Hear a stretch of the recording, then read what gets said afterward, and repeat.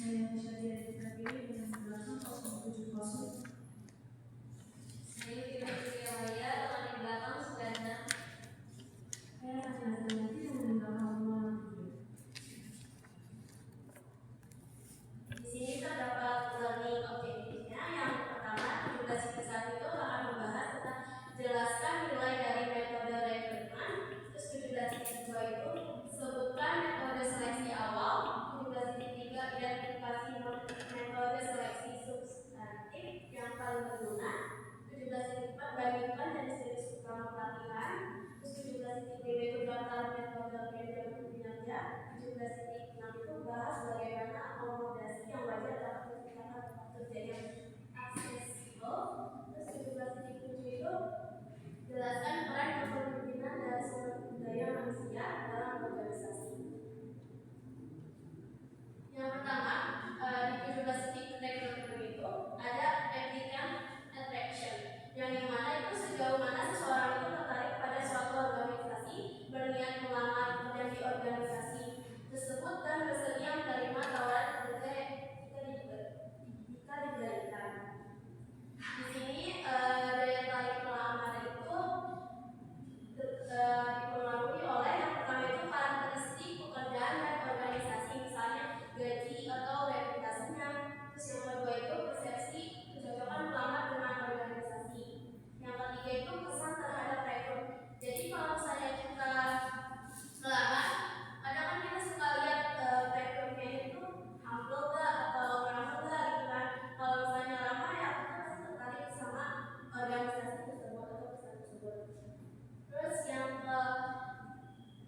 selanjutnya itu keadilan proses rekrutmen. Misalnya respon ketat, jadi HR itu tuh gimana sih responnya, apakah cepat atau misalnya tanggapannya itu kayak dia itu nggak mau PHP calon rekrutmen. Terus yang selanjutnya itu keyakinan bahwa mereka bisa berhasil jika melamar. Selanjutnya di sini ada referral hiring, yang dimana proses perekrutan ketika seseorang direkrut karena direkomendasikan oleh orang yang sudah bekerja di perusahaan itu, misalnya teman, mantan rekan kerja, saudara atau kenalan profesional. Nah, orang itu terdorong merekomendasikan kandidat itu karena beberapa alasan. Yang pertama, perusahaan itu memberikan bonus referral untuk membawa kandidat yang memenuhi syarat. Yang kedua itu meningkatkan reputasi pribadi. Jadi misalnya kalau kita membawa orang kenalan kita bekerja dan si orang kenalan tersebut mampu bekerja dengan baik, pasti kan reputasi pribadi kita kan meningkat. Terus selanjutnya itu mengurangi risiko mempekerjakan orang yang tidak dikenal, karena kan kita tahu gitu kan kalau misalnya si orang itu dia bekerja atas kenalan, atas saran atau rekomendasi dari kita. Terus selanjutnya itu memperkuat hubungan dalam jaringan mereka. Nah, tapi di sini tuh ada sisi negatifnya. Kalau misalnya yang memberikan referral hiring itu kayak atasan, dia memberikan, misalnya atasan memberikan rekomendasi sepupunya, itu kan bakal memberikan dampak yang buruk. Misalnya, wah odol nih, gitu kan. Sedangkan kalau misalnya yang masih referral hiring di bawahnya, ya itu pasti dianggap positif oleh beberapa karyawan. Oke, lanjut dulu. Selanjutnya itu ada role of recruiters. Jadi banyak perusahaan itu kini lebih memilih menggunakan recruiter internal daripada agen rekrutmen eksternal. Jadi hampir 89% organisasi menggunakan recruiter eksternal untuk posisi non eksekutif. Sedangkan untuk posisi eksekutif masih cukup banyak yang memakai recruiter eksternal. Nah, di sini ada recruiter yang efektif adalah mereka yang memahami pekerjaan yang baik, komunikasi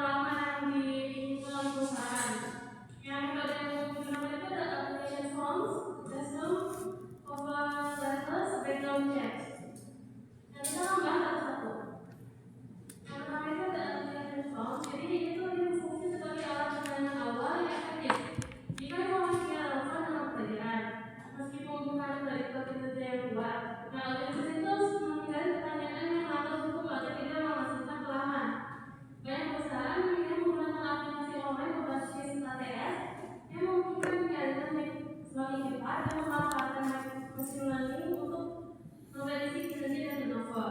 Ya, pengalaman itu perlu mengisi aplikasi secara jujur dan sebaiknya tidak menyatakan foto pada resiko menimbulkan diskriminasi serta rasisme. Selanjutnya kita akan masuk ke resume profile status. Untuk masuk tim manajerial dan eksekutif, ini tuh sering kita sebagai pelengkap aplikasi. Jadi dokumen itu memberikan kesan awal kepada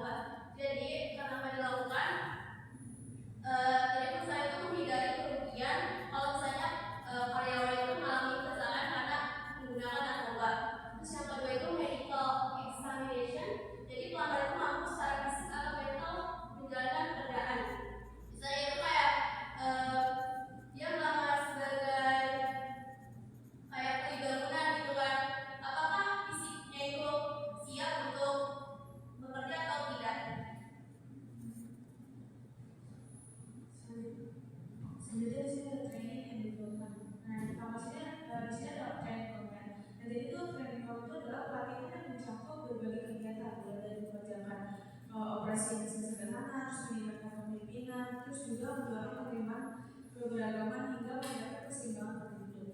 Jadi itu di sini tujuan utamanya itu adalah pelatihan meningkatkan pengetahuan, keterampilan, kemampuan dan juga karakteristik lainnya yang dapat menjadi modal manusia bagi organisasi.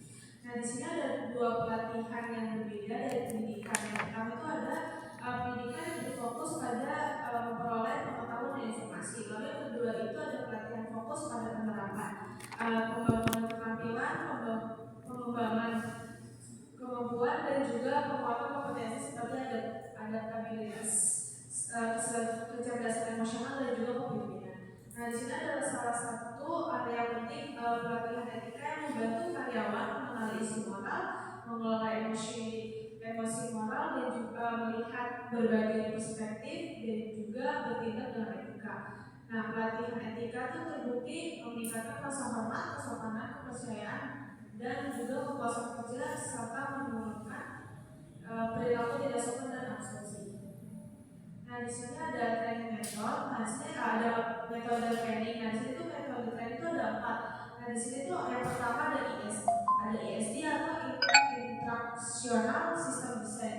Nah jadi itu ISD itu adalah pendekatan yang umumnya mengikuti prosedur yang berikut yang dikenal sebagai metode model ADD IE.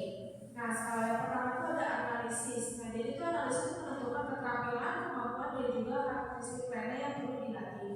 Lalu yang kedua itu ada desain. Nah, itu tuh memilih strategi instruksional untuk mencapai tujuan pembelajaran dan juga menentukan bagaimana peserta menerima umpan balik. Lalu yang ketiga itu ada pengembangan atau develop, yaitu menentukan lokasi pelatihan dan apa yang dibutuhkan. Lalu yang keempat itu ada implement atau penerapan. Nah, di sini itu adalah melibatkan peserta dalam sesi atau program pelatihan. Lalu yang kelima itu ada evaluation atau evaluasi. Nah, di sini itu informasi itu digunakan untuk memperbaiki pelatihan untuk berikutnya. Nah, selanjutnya itu ada pembelajaran aktif atau active learning.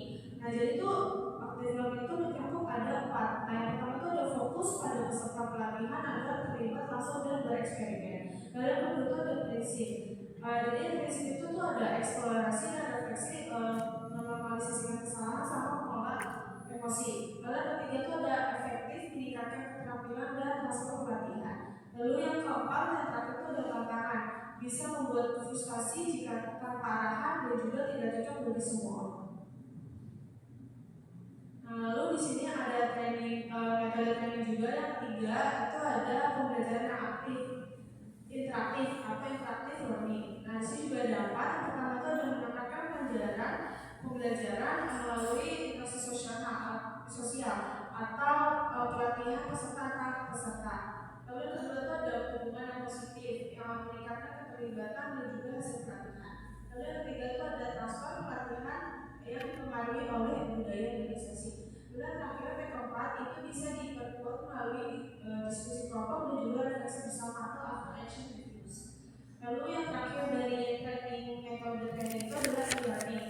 Jadi e-learning juga ada 5. Yang pertama itu ada metode pelatihan yang berkembang pesat atau berbasis komputer. Lalu yang kedua itu ada memberikan kendali kepada peserta terhadap kecepatan dan materi pembelajaran. Lalu yang ketiga itu dapat memanfaatkan simulasi kuis komunitas jurusan.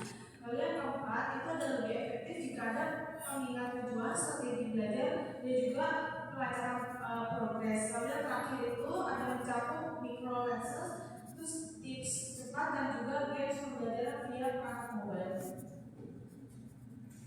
Nah, di sini selanjutnya itu ada evaluating efektif.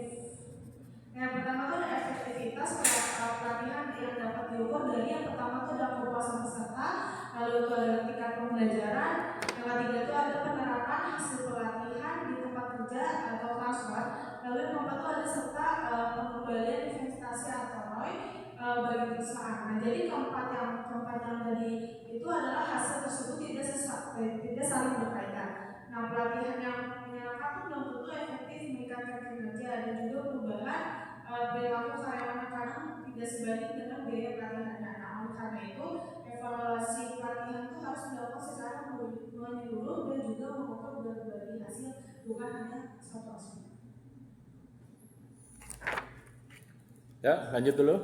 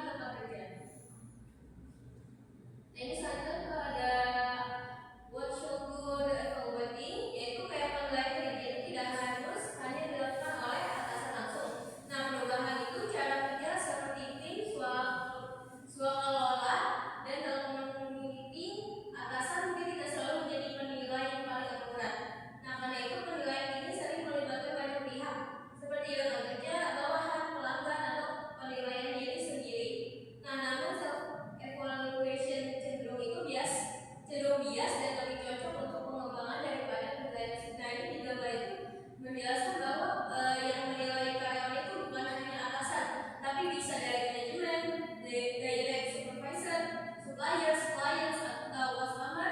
Terus ada department members, ada coworkers atau peers, terus ada team members, ada subordinates, dan workgroup members. Nah, ini ada method of performance evaluation. Yang pertama itu written comments atau komen tertulis. Nah, biasanya itu kayak dia berupa narasi kayak tentang kekurangan atau kelebihan, terus ada kinerja masa lalu dan saran perbaikannya. Nah, yang kedua itu ada critical incidents. Nah, ini tuh biasanya fokus pada perilaku yang spesifik yang sangat efektif atau tidak efektif. Nah, yang ketiga itu ada predictive rating scales, yaitu menilai karyawan pada faktor tertentu, misalnya kayak kualitas kerja, kehadiran, dan inisiatif dalam skala angka. Nah, yang keempat itu ada PMCOC, uncoded rating scales atau bars. Itu dia menggabungkan rating skala dan contoh perilaku nyata. Nah, ini ada yang kedua itu ada electronic performance monitoring atau EPM. Itu menggunakan teknologi untuk memantau kinerja seperti kayak aktivitas online, laporan kerja. Terus ada yang kedua itu ada force comparisons atau perbandingan paksa, yaitu kayak menilai kinerja itu relatif antar karyawan atau ranking. Nah, ini ada bentuknya. Bentuknya itu ada dua, itu ada group order ranking dan individual ranking. Nah, kalau group order ranking itu karyawan itu dibagi ke kelompok, yaitu atas, tengah, dan bawah. Nah, kalau individual ranking itu diurutkan dari misalnya dari terbaik ke terburuk. Nah, ini ada selanjutnya ada improving performance evaluation. Yaitu yang pertama ada multiple evaluator. Itu kayak semakin banyak penilaian, semakin akurat juga, semakin akurat dan dapat diterima hasil evaluasinya. Nah, evaluasi secara yang kedua itu ada evaluasi secara efektif, yaitu penilai yang terlibat secara organisasi dengan karyawan itu cenderung memberikan penilaian yang lebih akurat. Nah, yang ketiga itu ada latih para penilai. Nah, jadi pelatihan ini membantu penilai memberikan penilaian yang lebih objektif. Nah, yang keempat itu ada berikan due proses kepada karyawan. Nah, jadi karyawan itu harus mengetahui standar kinerja, terus diberi kesempatan menyampaikan pendapat dan dinilai secara objektif. Nah, yang kelima itu ada transparansi penilaian. Jadi menyediakan akses online terhadap hasil penilaian, meningkatkan akuntabilitas penilaian dan partisipasi karyawan. Nah, ini ada providing performance feedback. Nah, ini banyak manajer itu menganggap kayak pemberitahuan balik kinerja itu sebagai tugas yang tidak menyenangkan dan cenderung menghindarinya. Nah, ini ada alasannya kenapa? Karena manajer itu takut menghadapi konflik saat menyampaikan umpan balik negatif tersebut. Nah, yang kedua itu karena karyawan itu sering bersikap defensif dan menolak kritik. Yang ketiga itu manajer itu sering melebih-lebihkan efektivitas dan akurasi umpan balik mereka. Nah, yang terakhir itu ada karyawan itu cenderung menilai kinerja diri mereka itu lebih tinggi dari kenyataannya. Ya, stop dulu. Nah, tadi sudah dijelaskan panjang lebar mengenai MSDM, manajemen sumber daya manusia. Tentu kalau kita bicara manajer, saya akan mulai apa yang membedakan antara manajer SDM dengan manajer-manajer yang lain. Nah, padahal manajer yang lain juga sama.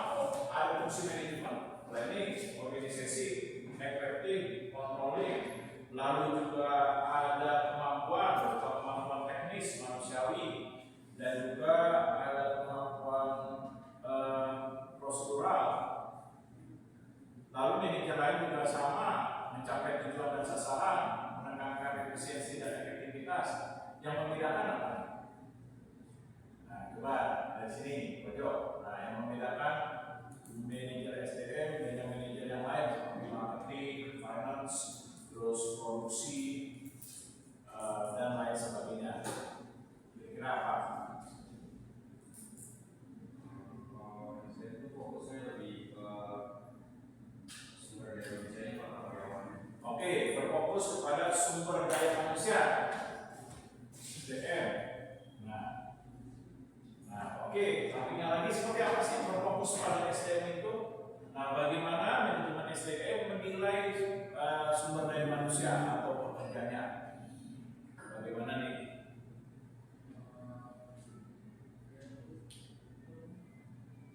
Nah, tadi yang membedakan antara manajer yang lain adalah fokus pengelolaannya pada manusia, atau sumber daya manusia. Berarti bagaimana penilaian terhadap sumber daya manusia dalam pengelolaan SDM.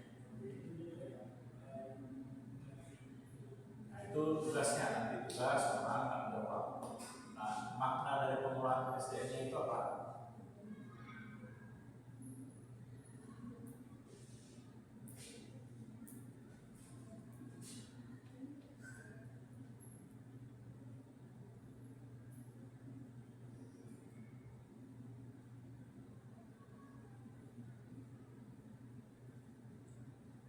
Terus apa nih? Ingat? Apa? Nah, coba belakangnya.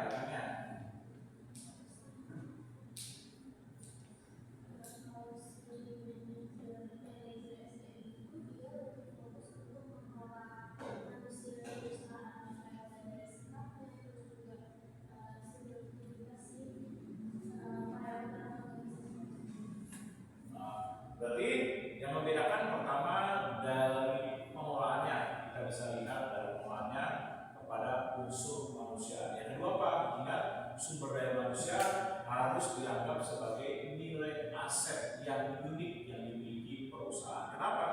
Karena namanya manusia itu berbeda satu sama lain. Nah, dalam mengelola pendekatan-pendekatannya, karena manusia itu dipengaruhi bersifat, kepribadian, cara berpikir, mindset, persepsi, latar belakang, backgroundnya, dan lain sebagainya. Nah, ini semua merupakan nilai keunikan tersendiri bagaimana mengelola sumber daya manusia. Contoh misalnya, mengelola pekerja asal guru yang tamatkan SMA dengan mengelola pekerja dengan tamatkan S1, pasti pendekatannya sama atau berbeda? Berbeda. Karena kenapa? Berbeda terhadap latar belakang pendidikan yang tentu saja mempengaruhi cara berpikir, bertindak, berperilaku, mengambil keputusan, dan lain sebagainya. Nah, oleh sebab itu, manajemen sumber daya manusia harus dipandang sebagai nilai aset. Nah, yang berharga dan unik. Nah, kenapa dinilai unik? Nah, karena hanya manusia saja yang bisa mengalami perubahan. Berbeda dengan robot. Kalau robot kan disetel. Kalau manusia bisa mengalami apa? Kecewa, bisa mengalami sedih, bisa mengalami kepuasan kerja. Lalu lagi namanya manusia bisa apa? Nah, bisa mengalami protes, Pak, udah saya kecil, Pak. Nah, ya itu apa? Bisa mengalami disappointed, kekecewaan, Pak. Udah kerja 15 tahun, Pak, hari itu naik-naik. Nah, kalau robot bisa nggak protes seperti itu? Nggak bisa. Nah, inilah mengapa dinilai sebagai aset yang unik. Nah, karena aset yang unik berarti apa? Perlu apa? Nah, coba sampingnya perlu apa? Perlu dibinasakan. Perlu apa nih? Nah, kalau dianggap manusia itu sebagai nilai aset yang unik dan berharga, perlu apa? Nah, perlu dikelola secara tepat. Dengan apa? Ini dengan pendekatan manajemen. Nah, dengan apa pendekatan manajemen dikelola? Pertama, dengan tadi sudah disebutkan rekrutmen. Direkrut dulu para pekerjanya. Nah, dianalisa mana nih perusahaan saya yang membutuhkan tenaga kerja, di bagian mana kosongan pekerjaan, berapa jumlah pekerjanya, ada nggak syarat-syarat ketentuan umum dulu, seperti apa nih kalau pernah melamar, ada pernah melamar kerjaan? Ya biasanya kan ada syarat umum, apa itu syarat umumnya? Nah, latar belakang pendidikan minimal apa, makan D3 atau 1, atau misalnya SMA, lalu apa lagi? Biasanya syarat umum.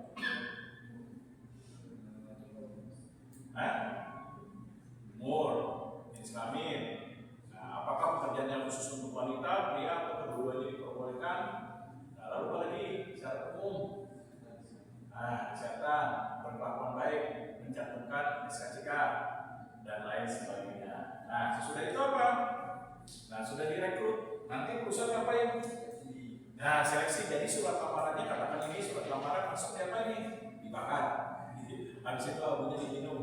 Dia lain Nah, dibaca dulu di seksi. Kalau mau beli syarat umum biasanya dipanggil.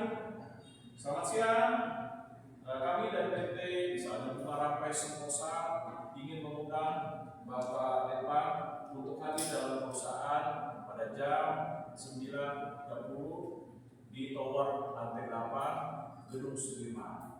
Nah, diharapkan Bapak bisa datang tepat waktu, nanti menghadap Bapak Joko Susanto. Nah, berarti dimulai tahapan seleksi.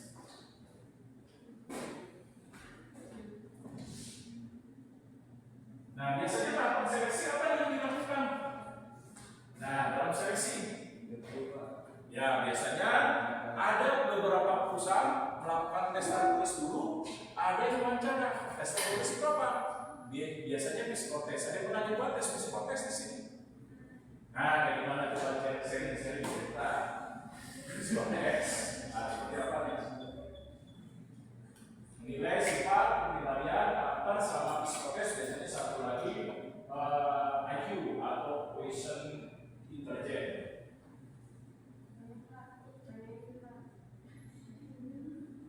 Jawabannya penelitian ada yang bilang Indonesia katanya masyarakatnya IQ-nya 78, kalau saya sih nggak percaya. Masa disamain kayak setara 12 sampai sama penelitiannya.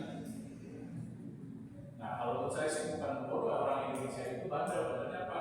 Perilakunya kadang ini lampu merah, trotoar dijadiin buat jalan motor. Nah, itu ya. Nah, apa nih? Nah, sharing coba psikotes.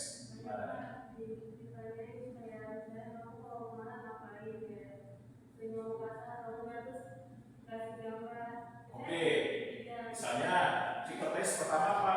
Anda disuruh gambar, misalnya berikanlah gambar dan cerita.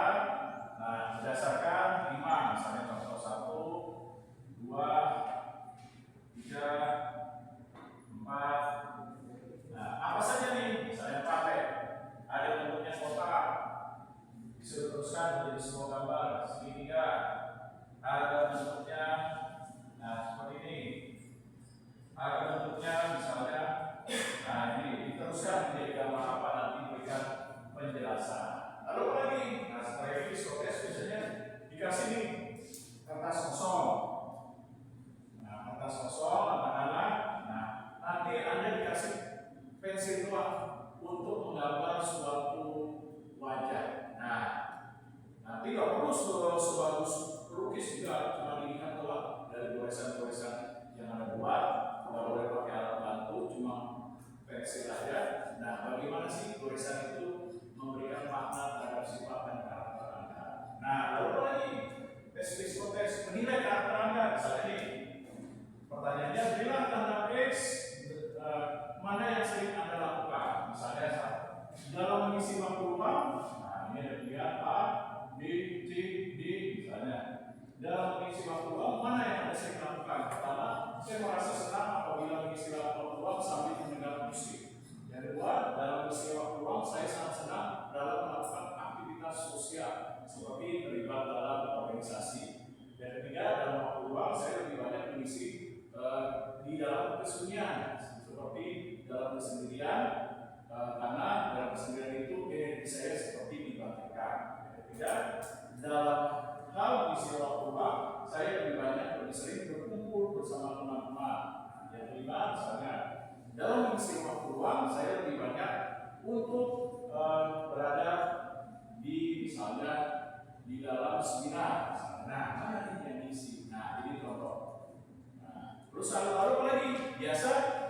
Nah, mencari persamaan kata. Misalnya contoh makan, sendok. Nah, terus di sini pisau. Nah, nanti ada pilihannya. Memotong. Misalnya contoh menggaruk.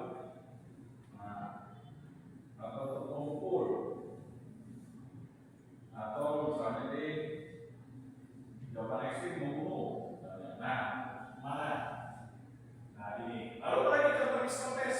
Biasanya ada perhitungan cepat 2, 4,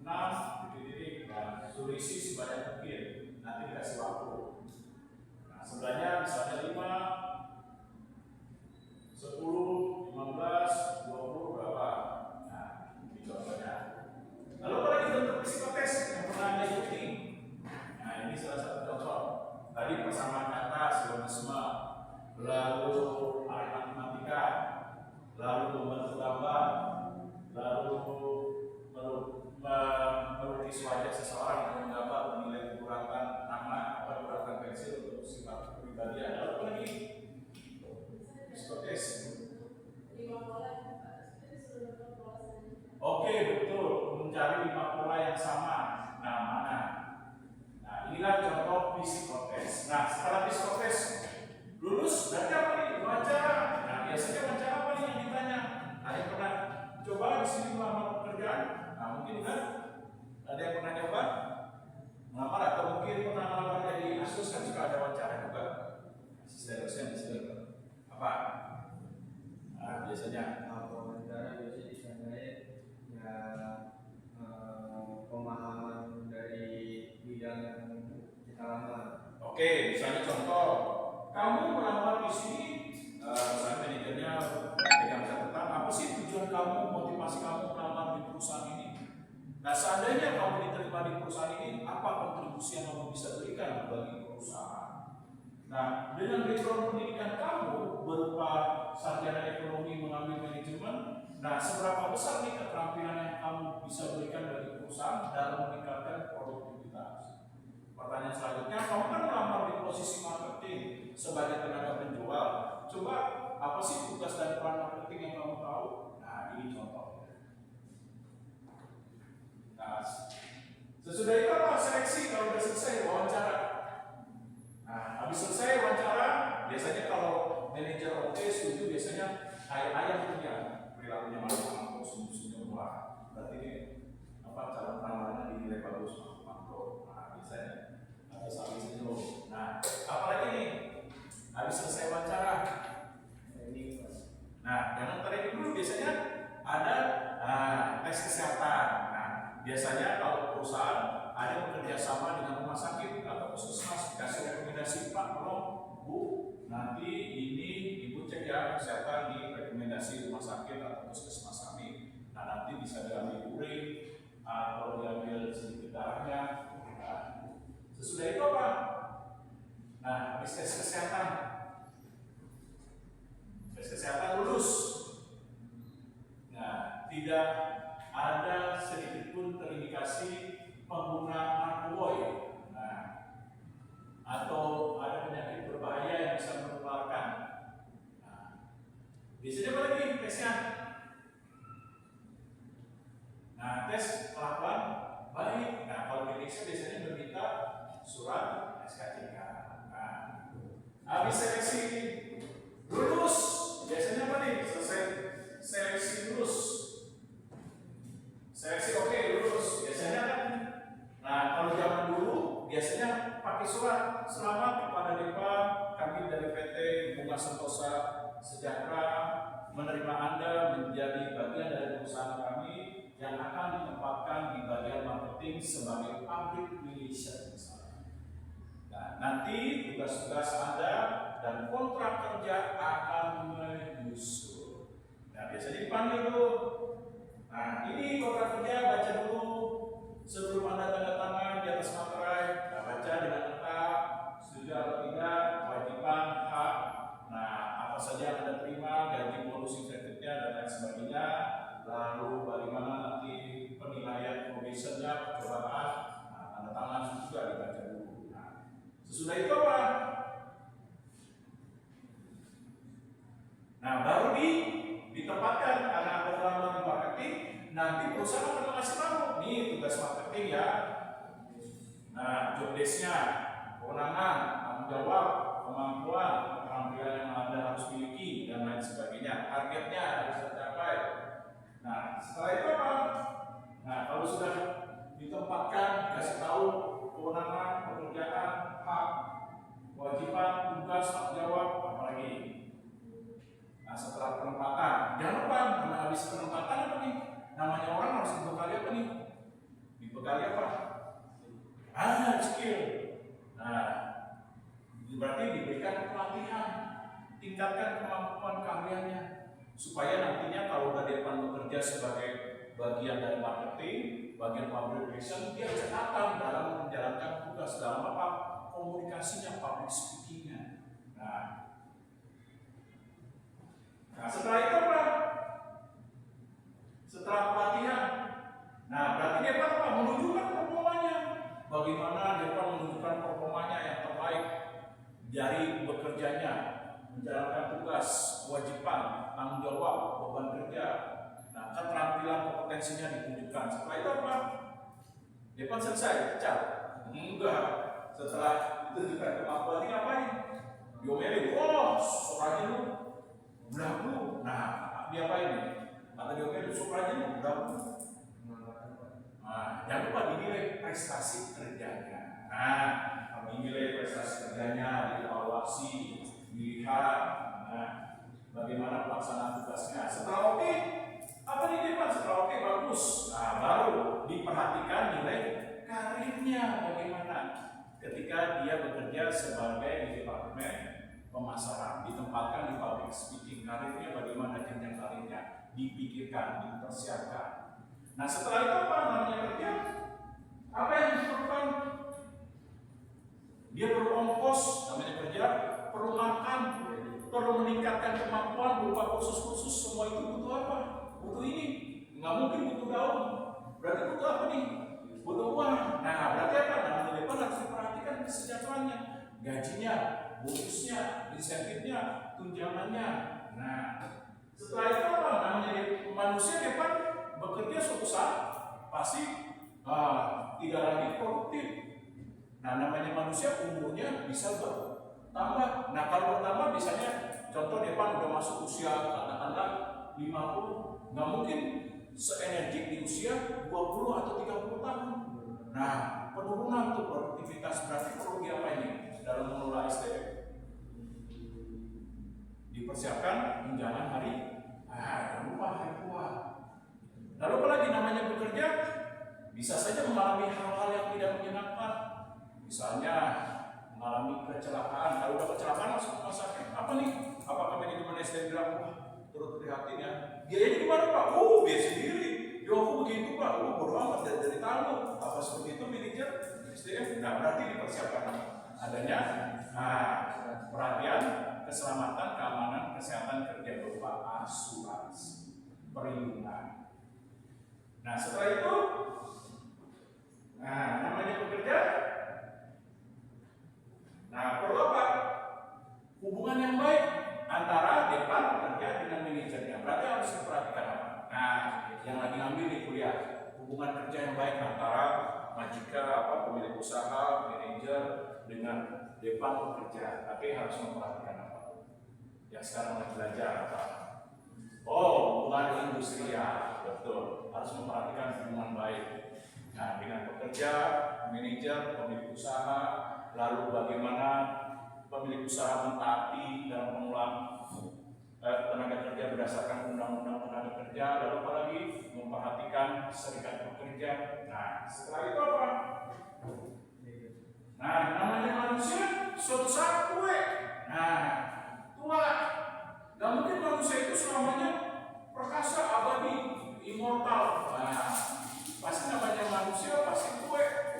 Rambutnya mulai putih, mulai keriput-keriput. Nah, lalu mulai matanya rapuh. Nah, berarti apa nih kalau udah tua? Oh, udah tua. Kasihan dia loh. Apa gimana nih? Kalau udah tua? Oke, diperhatikan bagaimana persiapan pensiunnya. Nah, inilah manajemen SDM. Nah, oleh sebab itu, dalam manajemen SDM dia harus apa nih? Nah, harus bekerja sama dengan manajer yang lain. Manajer apa? Produksi, pemasaran, keuangan, supaya apa? Bisa mengelola SDM dengan baik. Karena kenapa? Setiap departemen itu nggak bisa dipukul rata atau digeneralisir. Seperti perekrutan untuk pemasaran dengan perekrutan untuk keuangan beda terhadap kemampuan, keterampilan dan seleksinya. Lalu penciptaan karir antara bagian departemen keuangan dengan pemasaran sama kan beda. Nah, oleh sebab itu perlu namanya manajemen SDM kerjasama nih, menciptakan pengelolaan SDM yang baik untuk seluruh departemen.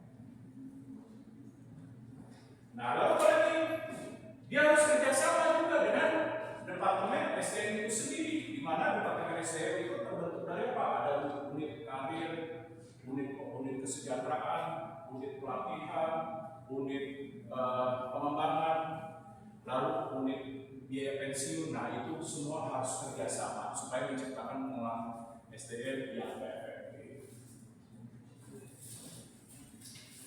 Nah, sekarang kemajuan informasi IT tidak bisa dibohongi. Nah, berarti peran SDM mengalami perubahan menjadi IHRM.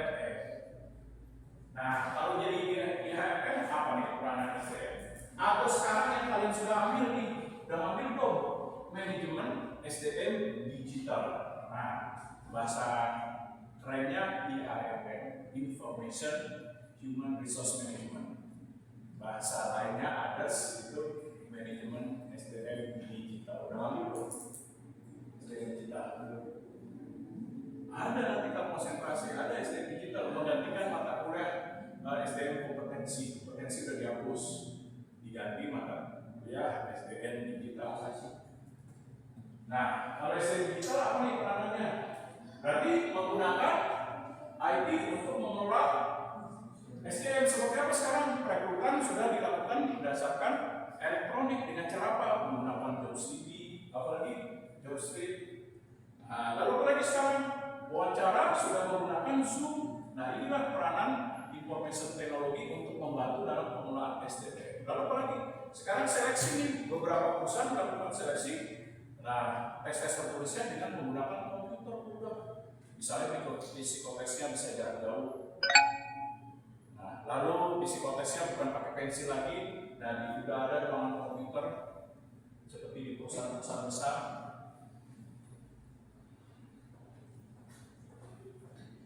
Nah, yang terakhir, tantangan. Apa nih tantangan dalam pengelolaan SDM? Kira-kira tantangannya? Pasti kan namanya manajer, semua manajer pasti ada tantangan. Pemasaran punya tantangan, keuangan punya tantangan, produksi punya tantangan. Kira-kira tantangannya apa nih kalau SDM? Oke, perbedaan terhadap setiap potensi diversity, keberagaman tadi sifat, karakter, watak, perilaku. Nah, ini harus dikelola. Karyawan yang bandel bagaimana, karyawan yang taat bagaimana mengelolanya, tentu pendekatannya berbeda. Nah, lalu apa lagi tantangan berikutnya? Nah, mengelola karyawan dalam menghadapi perbedaan, betul, keberagaman, betul, keberagaman sifat, karakter, kemampuan, keterampilan, usia, jenis kelamin, dan lain sebagainya. Apalagi tantangan dalam SDM. Nah, oleh sebab itu SDM, mengelola SDM di dalam perusahaan dan seperti ilmu matematik. Tahu ilmu matematik? 1+1 sudah pasti 2, 2+2 4. Kalau SDM belum tentu. Bisa saja 2+2 bisa 6, bisa 8. Nah, tergantung dari bagaimana perbedaan yang dihadapi. Nah, prakteknya. Lalu apa lagi tantangan berikutnya? Nah, jangan lupa faktor pengelolaan nilai hukum. Nah, ini menjadi tantangan berikutnya, di mana perusahaan harus mengelola SDM berdasarkan undang-undang tenaga kerja atau Indonesia Cipta Kerja. Nantinya harus dikaitkan dengan kemauan dari pimpinan. Nah, dan kemampuan dari perusahaan seperti keuangan perusahaan mendukung atau tidak, sistem kebijakan dan lain sebagainya. Apalagi tantangan berikutnya pengelolaan SDM, tantangannya tadi perbedaan hukum atau nilai hukum, tantangannya dalam pengelolaan nilai hukum, diversity, apalagi oke, perbedaan terhadap nilai budaya dalam mengelola, seperti mengelola perusahaan di Jakarta dengan di Surabaya tidak berbeda terhadap kebiasaan, cara kerja, dan lain sebagainya. Walaupun sama-sama Indonesia, seperti watak karakter orang Surabaya dengan orang Jawa, apa dengan orang Jakarta beda, dan lain sebagainya. Tapi pendekatan SDM-nya juga berbeda. Nah, inilah tantangan. Oke, terakhir langsung kesimpulan saya. Oh ya, satu lagi Pak, tantangannya apa? Namanya manusia itu terkadang ada berkebutuhan khusus. Nah, bagaimana berkebutuhan khusus? Misalnya merekrut tunawicara. Nah, tunawicara tahu nggak bisa bicara. Nah, lalu tunanetra, orang yang buta, tentu berbeda dengan orang yang normal. Nah, ini tantangannya. Seperti merekrut orang-orang yang berkebutuhan khusus atau disabilitas. Oke, langsung kesimpulan. Oke, kesimpulan dari obrolan itu berarti Indonesia itu benar-benar membentuk Jangan lupa yang hadir ada ulang lagi. serta menyediakan pelatihan yang pengembangan berkelanjutan. Itu disuruh masuk sistem nilai kerja atau disuruh pengembangan bukan hukuman. Selain itu, untuk mengetahui kompetensi yang fungsi dan berat, jadi tidak pengenalan dan fungsi sebagai pemimpin yang mendukung karyawan yang terorganisasi. Ini kan sudah selesai. Oke, semuanya atas perhatiannya.